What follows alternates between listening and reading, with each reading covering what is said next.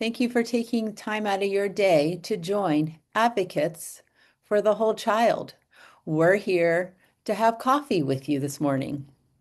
My name is Kim Cook, and alongside of me is Dr. Anna Aguayo Bryant. Good morning, everyone. Thank you so much for joining us. I hope that you're enjoying our YouTube videos.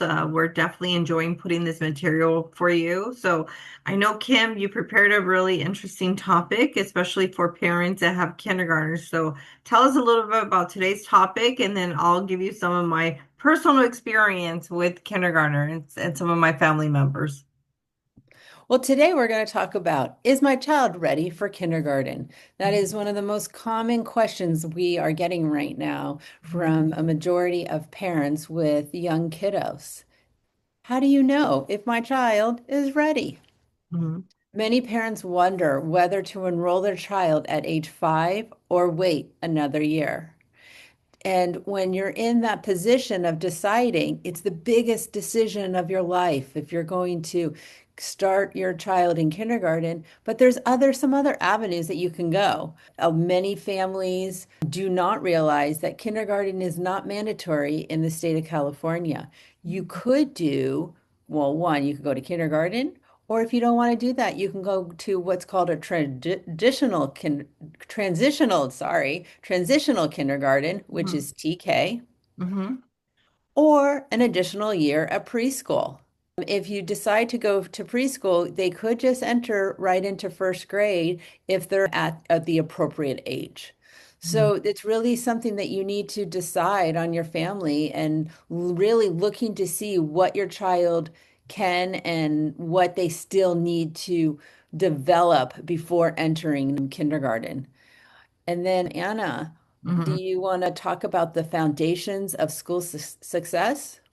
Yeah, so some of the things that, you should look for, especially if you're, considering of having your child start elementary school, do you think your child is ready? Are they in the classroom? Do you see them engaging with other children? Are they being able to understand the directions the teacher's giving them? So there's just some basic things that as a parent, if your child is adapting because once they go into the elementary school, first grade, they will definitely be with children that are able to understand more of the instructions, are, the social skills. You're able to see that they are able to play with children and have conversations with children. So there's just some basic things that as a parent you should say, yeah, I think they're ready. Or if you feel like, no, my child is a little bit too shy, I think they still need a little bit more help. So that's a question that you, as a parent, you could decide for your child. And I understand, that situation of like, am I going to delay my child? Will they now graduate when they get older? Mhm. And would they be behind other students? And I Mhm. have to say, it's a decision that you will have to make.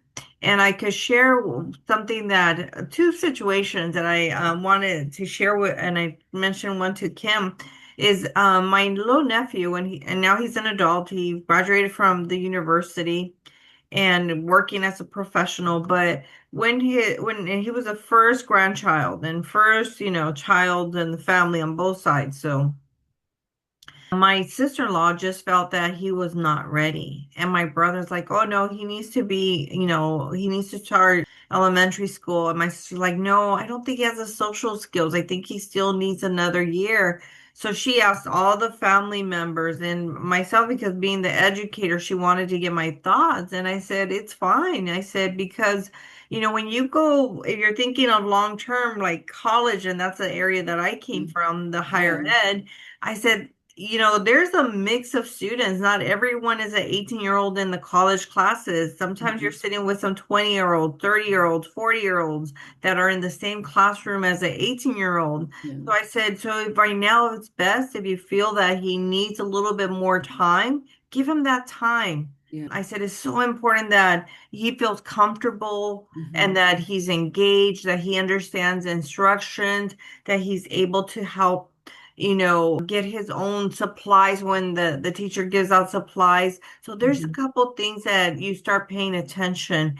And at the end of the day, my brother and her came to an agreement and they decided to keep him another extra year. And Yeah. they were so happy because Mhm. other kids also ended up getting behind. Just not, Yeah. it wasn't just him. It was other parents felt the same that they needed to Mhm. keep their child behind.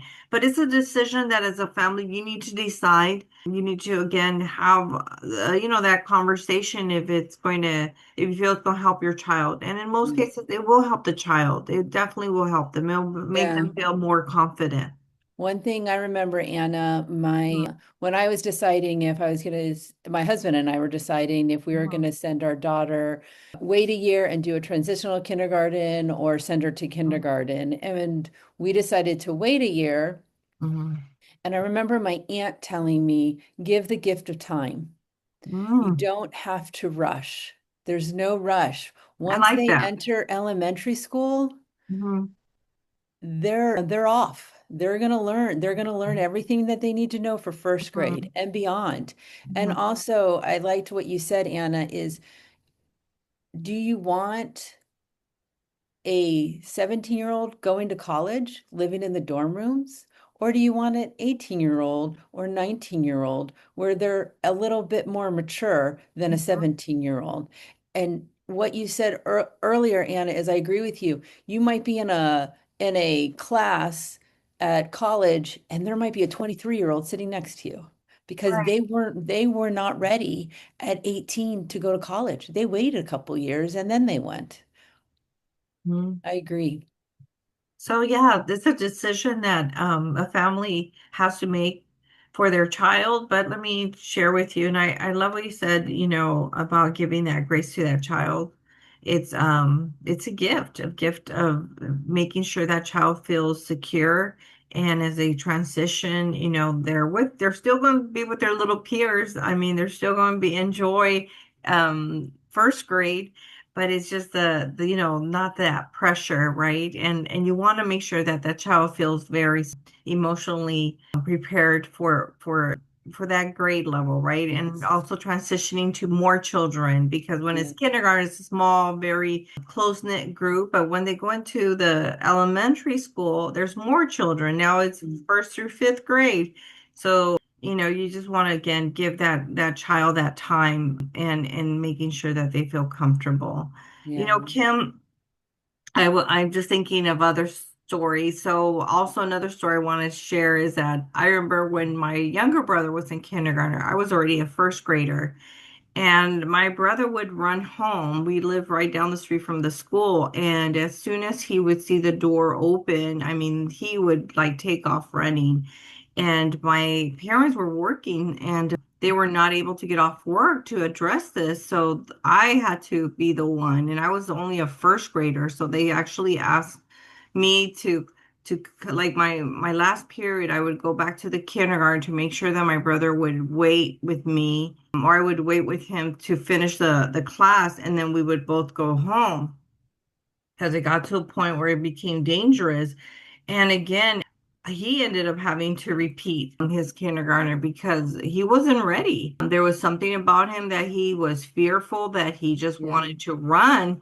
Yeah. And again, it became a safety issue. So, Mhm. I mean, these are things, again, that you'll have to have a conversation Yes. and know that it's not going to impact them. It's not No. going to impact them. It's actually may actually help them Hmm. be more secure. And I know that we're repeating these same conversation regarding the security, the making sure that they're emotional ready, but we want to make sure that when Hmm. they are in, first grade in the regular school, that your child feels so secure and Yeah. that they have the confidence of going into the classroom and understanding what the teacher's saying, and that they feel like they're just as equal to other children and that Yeah. they are not feeling behind. Because Hmm. once they start falling behind or feeling that they're falling behind, that will impact them. So you want to make sure that they feel that they're ready.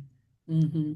Mhm. Another aspect to look at your child is, as you were saying, Anna, is emotional readiness. We Mhm. really need to look at the child and see if are they emotionally prepared for what is going to be Mhm. asked from them in Right. kindergarten. Anna, kindergarten today is not the kindergarten I went to. Right. It's not the kindergarten you went to. Kindergarten today, they're not taking naps. They're not finger painting. They're not coloring. They are doing worksheets. They are learning math. They are starting to write. Right. They are learning to read. And it's the And foundation. These are the the foundation foundational of pieces, kindergarten. right, that they need to grasp. So imagine that, making sure that if they need that additional time, you give that child that time because these Mhm. are foundational pieces that they will carry on. We don't think about it, but yes, it's like if they become, confident in speaking up and raising their hand Yes. and being able to find their little voice, then Mhm. that's going to carry them not just through, first grade, but second, third, and even their life. So these are the Yeah, foundational area it pieces that is. you want to make sure that they feel that there's a structure, that they feel that, they have again Yeah, that opportunity and emotional readiness for the school because yeah. it's not, it just starts that journey, like you said, Kim. It really starts that journey. I mean, Mhm. that journey for some people will continue on. They'll continue high school, they'll continue their bachelor's or master's, their doctorates. So it's that time, right, that you want to allow your child to make sure they're feeling Yeah. confident.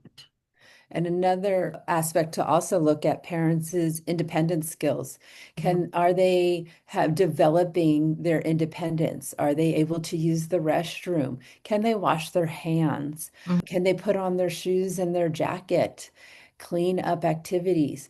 When you enter kindergarten, you're in a classroom with 20 to 30 students with one teacher. Maybe there might be an aide to help her, but you need to look at the fact of independence. It's really on them. Mom and dad or their preschool teacher is not there anymore. Right, right. Well, I hope that you enjoyed our topic this morning. I hope that, as you think about, is my child ready?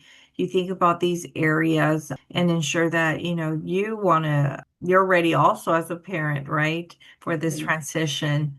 And, please, join our weekly Yes, videos. please Kim puts join out, us on yeah. Thursdays. We have advocates, coffee with the advocates. If you like this video, YouTube, please like our YouTube channel. Also, go onto our website, Advocates for the Whole Child. Mhm. If you have any questions, please reach out. We're here. We're here to empower you. Yes, we are. And then also, please look at the blog, look at our website because Kim does her weekly blog. And we also have our social media. So please, for Instagram, we're advocates for the whole child. That's our Instagram. And our Facebook is advocates for the whole child. So please follow us. And we just thank you for your time. And we hope that these quick little videos are helping you make some decisions and have, as you prepare your child for their next steps. So with that, we just want to thank you. We appreciate all of you. Thank Take you. Have a care. great day. Bye.